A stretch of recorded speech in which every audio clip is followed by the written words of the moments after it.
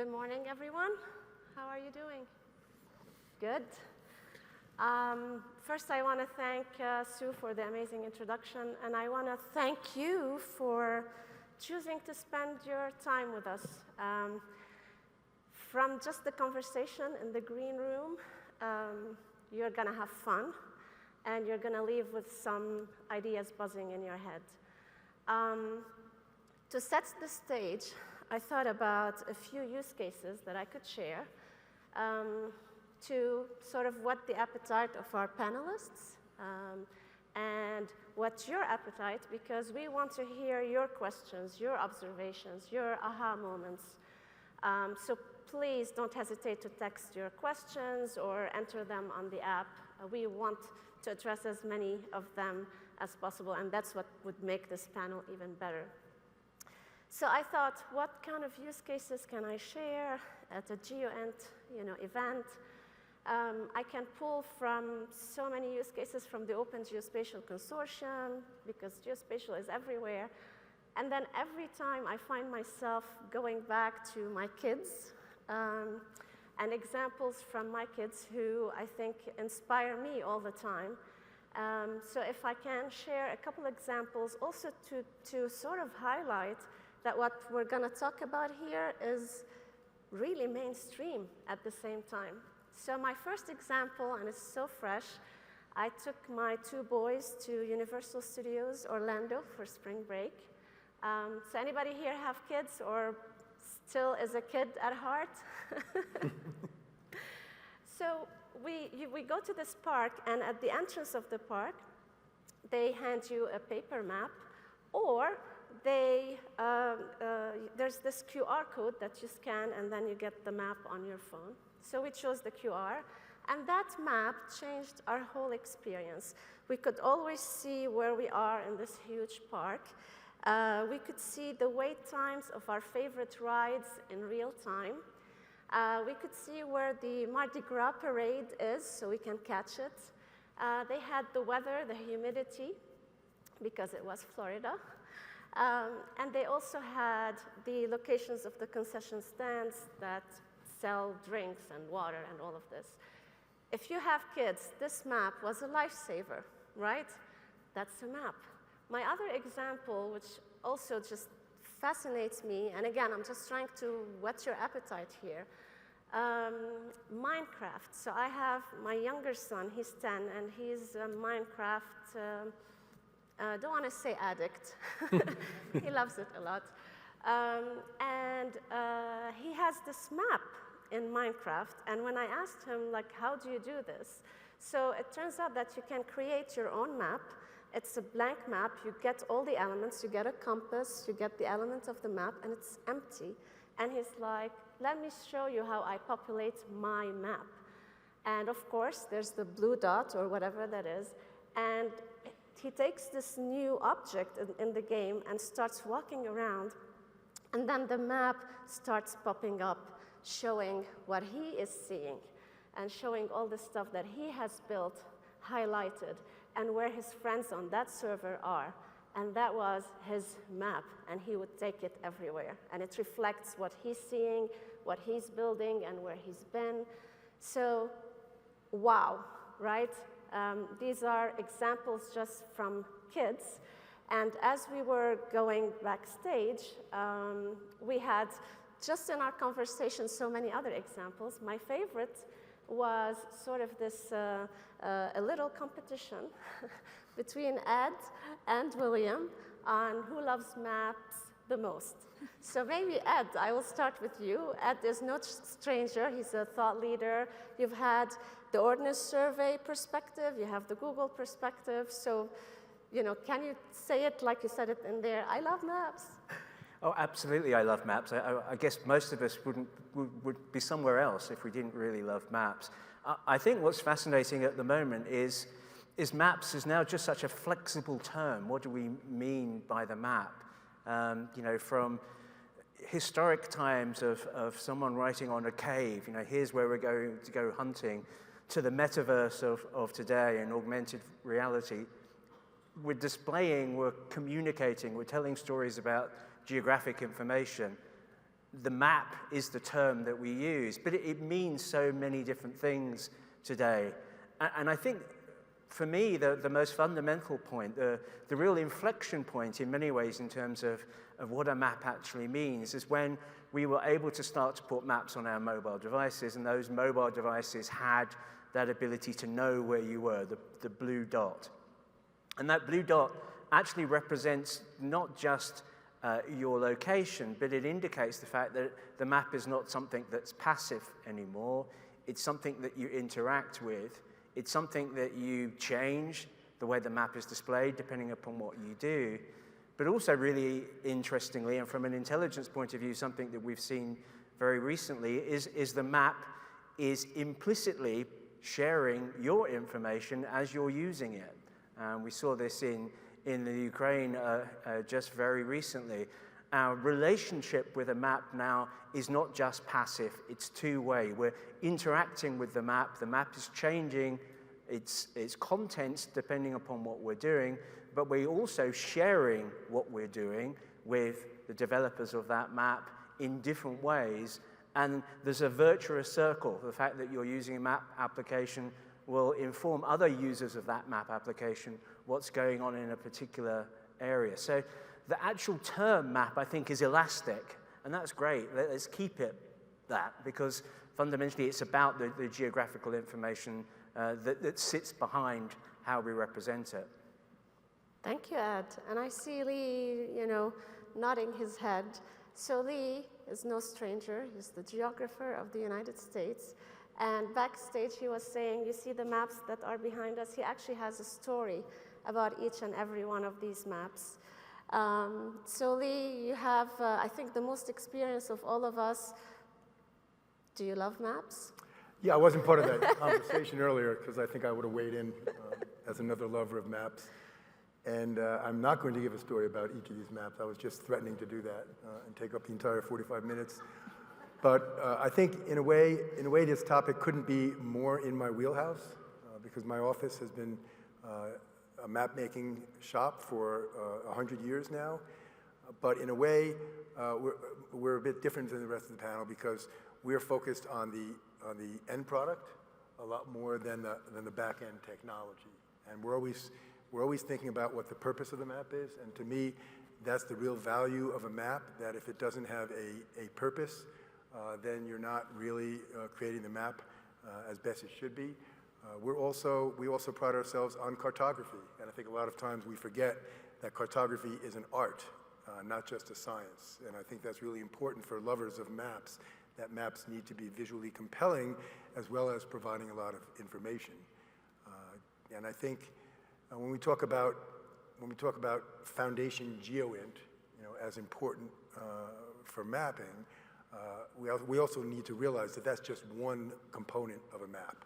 There's so much more above and beyond the Foundation GEOINT, and the methods and methodologies that we all use differently to enrich the map with data and with context and with content, I think is really driving the future direction of what is a map and how we define a map and what components go into a map. And from my perspective, you have to include the human element always. And I think my office has changed the way we collect information to do a lot more participatory work with people who actually live in places that we're mapping. I think we've learned some hard lessons in places like Afghanistan and Iraq that we are not best positions in the defense, intelligence, diplomatic community to map places that we don't understand if we can give the tools and technologies to people who actually live in those places to map their own geospatial milieu. One other thing I want to mention is that the only real authority that my position comes with is over international boundaries, and those are critically important to the work I do, that we are the official keeper of the US government's official international boundaries, and we share them digitally. We make them available publicly in our large-scale international boundaries database. And once we made that, my office is in the Intelligence Research Bureau, but we have an unclassified component of it. Once we made those boundaries unclassified about 10 or 12 years ago, we started getting all sorts of crowdsourced information telling us where the boundaries were wrong, because at various different scales, every single boundary in the world tends to be wrong. And so we're in a constant process of verifying and changing the maps with digital accuracy and imagery analysis, and that keeps us busy. And we just posted a new version of our large-scale international boundaries. 10.3 is going to be on our website soon. So, and I think that's a government-wide service that we provide. Thank you, Lee. I can follow this up with at least 5 questions, but it's a reminder for you, if you have any questions, to actually text them. And I think it's clear to me already, we're only halfway through, that we're changing how we're consuming the maps, and we're changing how we're producing the maps. So Daniela, you're the VP of Artificial Intelligence at Arturo. That's a whole other level regarding map production. What's the story? And I know you love to talk about the story behind the maps. Thank you, Nadine, and I wanted to add to what Lee said. If I had been part of that conversation, I would have also liked to compete in the Who Loves Maps More.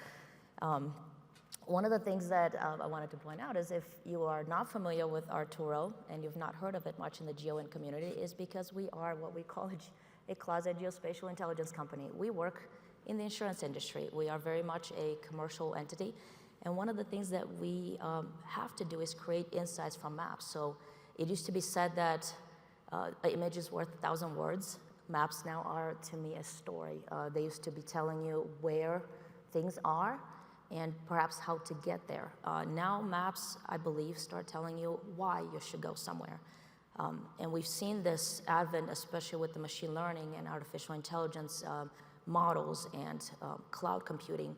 It is so easy to produce more and more layers to a map and start fusing this intelligence and information so that you can provide insights in seconds that actually tell the story, that motivate an action.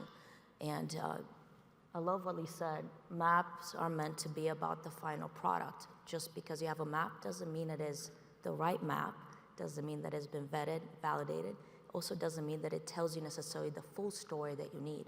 And one of the things that we've seen on the commercial side has been this increasingly accelerated, I'm going to say, evolution of more and more insights that are conveyed and delivered in a map format that are driven by AI models.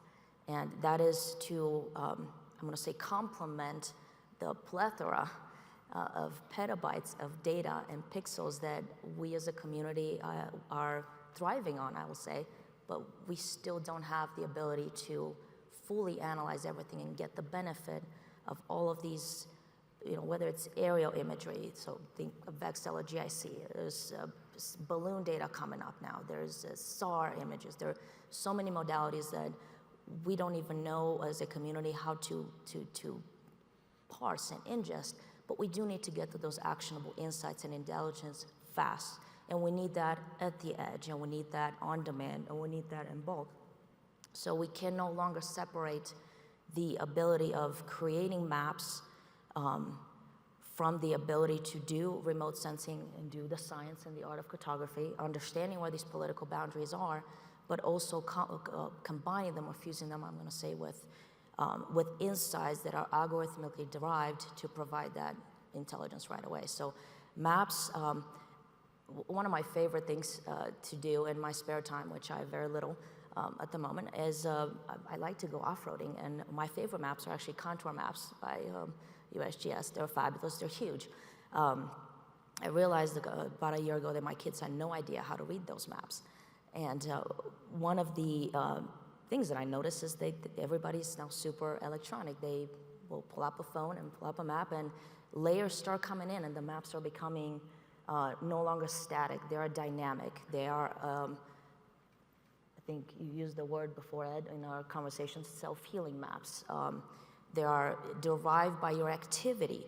I was driving to GEOINT, and I was very surprised to get a weather alert, a winter storm weather alert, entering a particular county in Colorado. And this is no longer a static environment. Maps are becoming the way to tell a story, the way to make that quick decision. And I think the race that we're in as a community is no longer just producing pixel, creating more sensor data, but distilling those into the right insights. With that, I think, comes a lot of responsibility. We've seen this in the past few years. More and more entities are producing maps, are producing insights, are producing geospatial information. So now I think the follow-on to that is, how do we know which information can we trust? Do we understand the technology that produced that insight? But as a whole, maps to me are going to be the way we engage, we communicate, and imagine a world when briefing for a particular action is more, let me show you rather than let me tell you, or please read this very lengthy document. So that would be, I believe, the dream. And I would love to hear what General Glaser has to say about that. Yeah, thank you, that's fascinating. No, thank you. And I already actually have a question as a follow-on to the trust from the audience. Another reminder, I'm going to keep reminding you to send your questions. So from the person who started this I Love Maps movement, who loves maps? Come on. William, can you share with us, some of that passion that you have? So my name is Will Glaser, and I'm the director of the STE CFT for the synthetic training environment. And so first of all, thank you for having me. And I'm here basically for two reasons, professional and personal. The professional reason is because what we do down there is we're developing simulations for training, so we can set a training environment so we can fight 1,000 bloodless battles before we ever put a soldier into harm's way. And maps and terrain and that data set is foundational to everything we do, whether we're using it for training, experimental work, or any type of analytical work. And it's all-consuming, and it's incredibly enjoyable. But on a personal note, I do love maps, and that's how this whole conversation got started. And I will tell you, that should not surprise you. As an Army officer, I will tell you, every Army officer who's worth his weight in salt loves maps. An infantryman has his rifle, a mechanic has his toolbox, a combat leader has a map and a compass, and it's that one thing that's going to lead his soldiers to victory safely, or could end up in a catastrophic defeat. And so that is why I have always loved maps, and I will tell you, fortunately, a few months ago, I was able to get promoted. There's a tradition where you give your wife some flowers and you give a present to each one of your children. A lot of times it's a coin or something like that. And as I kind of thought through this, I wanted this to be kind of a special event. What I gave my 3 children was actually a compass, because I thought it was very representative of the fact that if you have a compass and you have a map, no matter where you get lost in this world, you'll always be able to find your way home. And so I think that pretty much sums up how and why I love maps. Amazing. Thank you, sir. So I have some questions here. I'm going to intersperse them. I think this question would be perfect for you, Ed, because it says, in the world of 3D and 4D, are 2D maps still relevant? Oh, absolutely. And I think it was Lee's point that every map should have a purpose. There's a lot of thought and effort should go into the creation of a map by the cartographer to solve a particular purpose. And if you think about it, maps are really all about abstracting the things that are really important for that particular purpose and just displaying that. And I think there clearly is still a need for simplicity in an increasingly complex world. And like many map enthusiasts, one of my favorite maps coming from London is arguably perhaps not a map, but the tube diagram that Harry Beck created back in the 1930s is always that perfect example of abstracting the complexity of an urban transport network and displaying it very simply. It's, by its nature, a 2D map that makes huge changes to the underlying geography to communicate its core purpose. And in some ways, you can think, well, when I look at the navigation instructions that I might have on my smartphone or on the full motion display in front of me in a vehicle, that's a very abstract 2D map. So it's all about what you're trying to communicate, the message you're trying to get across. And if that takes 2D, 3D, 4D, augmented reality, use the tool that's most appropriate, but always make sure that you're communicating as clearly as possible what you think you're communicating. Sounds good. So since somebody opened the can of worms of 3D, 4D, I have another question for you, William, and it's about how is the Army then using these evolved maps and 3D data into your training and your operations? So again, I do think it's tremendous. It's changing our both our training and our operations quite a bit. Traditionally, and we found fault with this, is the training community was very siloed, and then the operational community was very siloed. But what we found as we started developing these simulations for training, we were often doing nothing more but stimulating these mission command systems on the operational side. And so that's really the goal of what we're trying to get after, is this convergence of the training side with the operational side. And so we have a program that we've been working pretty hard called One Wall Terrain. It's the ability to have one single synthetic format that can be used in multiple different means. And we built that up for the training community, and that's where we're focused on now. But I will tell you that we're starting to already see some of the benefits of it spinning out into the operational community for the use of rehearsals and reconnaissance and wargaming. As we're developing these tools in the training side, there are huge advantages of using it in the operational side. And actually what we're seeing is we're seeing even more requests on the operational side right now, specifically for this three-dimensional terrain. I will tell you that the visualization capability that's connected with using this 3D terrain is absolutely incredible.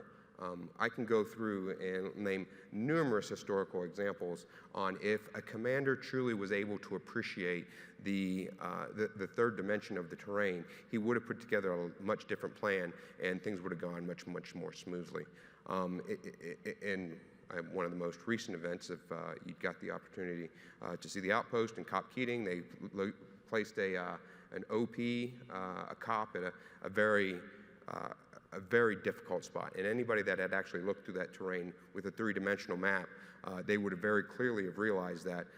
But unfortunately, at the time, they only had 2D, and the contour lines just didn't quite describe how significant the terrain relief was in that location. And so, yeah, I think that's a tremendous help. Thank you. Thanks. Lee, are you ready?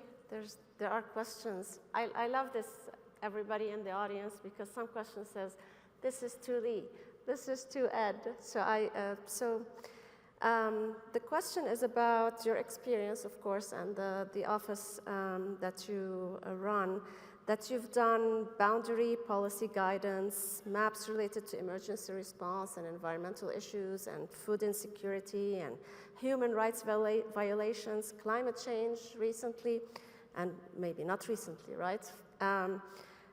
So there's some curiosity if you can share an example where the map, like Daniela was saying, it's about how it's used. The map had an impact actually on foreign policy.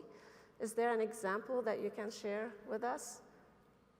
Sure, actually, I have I think an example that is both a bit historic and has a lot of pertinence for today, and that is related to the declaration of genocide in Darfur by Secretary of State Powell, where we conducted a survey of refugees in Chad, where we linked all the survey questions to a specific map location. We had an atlas we prepared for the interviews that were conducted with random sampling. We had overhead imagery of all of the destroyed villages. We linked it with command and control, order of battle information we had. And we produced a document that was unclassified on Darfur. And Secretary of State Powell, there's a lot of information you get from the press and from all sorts of information these days, social media.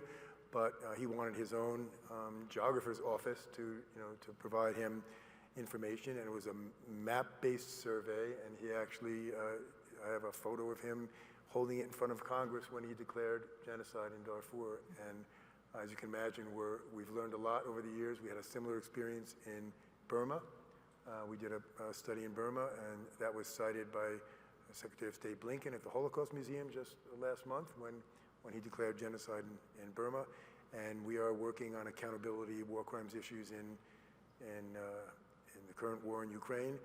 And we also share a lot of information with the international criminal tribunals and mechanisms for court purposes. And as I was mentioning to some people here last night, maps have proved more compelling as court evidence than imagery. Because imagery is compelling when you see a mass grave and bodies. It doesn't tie it to a perpetrator, and so we've built up maps that show, over the systematic and widespread atrocities that is under the Atrocities Convention required to declare a crime against humanity. So maps have been critical in our human rights efforts and have influenced our policymakers. Thank you. Thank you for sharing, which again, it's amazing that we're talking about maps, and it goes all from like my entertainment of my two boys all the way to some very, very serious life-saving situations, and it's all maps. There are several questions that I'm going to try to combine in one, and maybe Daniela, because you opened that topic about, I think, the trust in maps. So here's the question. How do we validate? How do we validate that information that's communicated in maps has not been compromised? Lee, you just talked about the crowdsourced information. So how do you validate the crowdsourced data addition improvement efforts? How do you verify without stopping that information is valid? How can industry assist with the issues? I told you, it's a bunch of questions in one. So do you want to give it a shot? Sure, I can try. And I love what Lee said, right? Maps are indeed becoming this way that we convey a story, but we can spin the same story 3 different ways, and different individuals will get a different insight from that particular story. So how do we stick to maps are a conveyor of the facts and enable the individual that the map is directed to make the right decision? And one of the things that does keep me up at night is, before you even get to the insights, how do you account for bias? And this becomes a very different conversation if you're talking about human bias versus machine bias. Yes, they are coupled, but different biases have different ways, I believe, to mitigate. There are different approaches to be mitigated with. So there are multiple ways, I think, that you can validate maps. I believe one of the ways that could be useful here is to not consider your maps as a siloed operation, I'm going to say. There are tested and vetted products that the community stands behind. The power of the map is, I think, more revealed the more it is put into the same context, or fused, if you will, with other data sets. So we had the early conversation about 2D, 3D features. It is interesting that many of the attributes that we consider right now, many of the information we convey is 2D, but the power that you get, or the insight that a consumer of the map has from seeing that information in a 3D is a huge delta. And that is another way I'm going to say to drive to that validation of the insight, is put the map into the actual real context of the event that happened, the imaging that happened. So I'll give an example. Recently, Australia had a number of flooding events, major flooding events, and there was this whole effort to validate what is flooded, what is not flooded, how much impact do you have on particular structures, and you cannot see that easily unless you put the information in that 3D context and see the temporal information as well. But quintessentially, you need to get to is the building at the lat long that you say it is, and how do you know that you're within that tolerance? I think as a community, it's been one of the biggest unstated, underappreciated efforts we've had to validate these maps, to validate our inputs, to make sure we do everything we can to calibrate things properly. That goes all the way from validation, calibration of the sensor, validating your boundary lines against the ones that come from Lee's office, validating your location of fiducials and other features that are known to be on the ground against the insights that you have. I'm not sure we have solved the problem necessarily. I think it's something that has to be considered, especially in given the plethora of maps that we are inundated with at this point. Not sure if that fully answered the question, because again, I think this is a really, really big topic. So. It was 5 questions in one, and it's a big topic. So. Anybody else wants to comment on, you know, I mean, when we went to school, the very first course in GIS, they also gave us that book, How to Lie with Maps, and these days it's like How to Lie with Data. So it's a big topic, and you did great. Any other comments, Ed? Yeah, I think, you know, a lot of the validation of maps now comes through their use. And there's a point I made earlier that, you know, by using a map, often using a map online on your mobile device, you're actually contributing information back. And, you know, in my days at the Ordnance Survey, we used to be very proud to say, well, we could get a change in the landscape on the map in 6 months. And that was, you know, something we were very proud of. We could do that in urban areas. If you lived in the Highlands of Scotland, maybe 5 years, but 6 months we were very proud of. Now, you know, with the dynamic nature of maps, and particularly things that are related to people's movement and mobility data, we can identify when traffic congestion is happening on a highway here in Denver within about 30 seconds of that happening, and then have that on the map displayed almost instantly. And sometimes, if you're looking at you know, the Google Maps display on your sat nav, you can see the impact that you're having if you're in congestion, because the road will suddenly change color because you're creating that feedback. And we notice when roads close, or we notice when people are congregating in a particular place. We can identify where someone is busy, because as we've said, the maps are now sort of self-healing. By using the maps, you're contributing to the content. Quick comment that I deal with all the time. What's better or worse, no data, bad data, or old data? Because those are decisions that everyone has to make. Yeah. We have an amazingly creative audience, by the way, and maybe if I have time at the end, I'll just run through some of the questions that you have submitted here. So speaking of creative, the other question is about, maybe William, you can help us with this, what new means are you using these days to use maps? Goggles? So, yeah, there are quite a few different means. I mean, and this is one of the things that I think is really exciting about the field right now.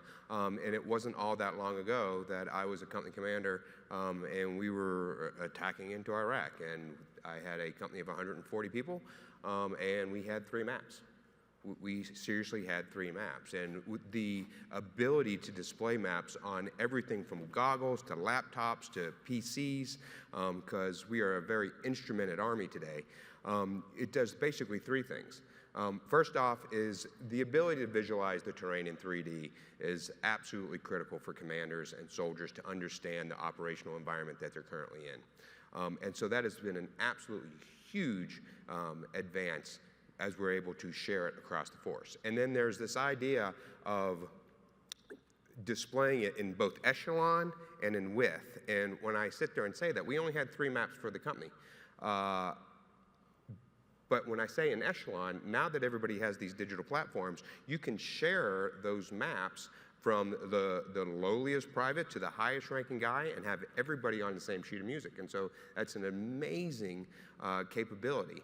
The third thing is, when we were attacking up on the western side of the Euphrates, we only had the maps for the western side of the Euphrates. That really limited our options. If we were told to go in a different direction, we would have had to stop everything and get a new set of maps, because that's all we had.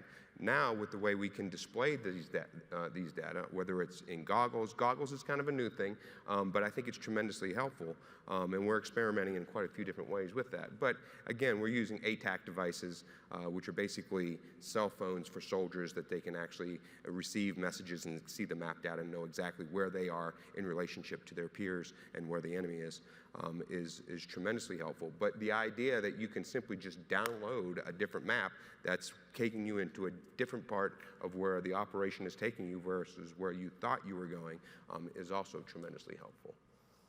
That is cool stuff. I'm trying here. Look, there are questions here.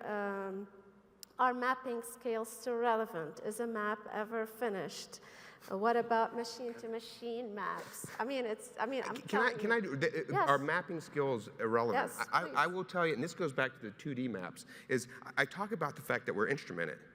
But there's no guarantee that we will continue to be instrumented as we go through and fight these wars. We talk about a DDoS environment where we're going to have degraded and interrupted services, and GPS is not a guarantee. The network is not a guarantee. There are plenty of reasons to think that we might have to go, as we call the analog systems, and break out those maps once again. And so we cannot forget those skills. And it's something that we drive home to the lowest leaders. I mean, the very first class that you take at West Point is a map reading class.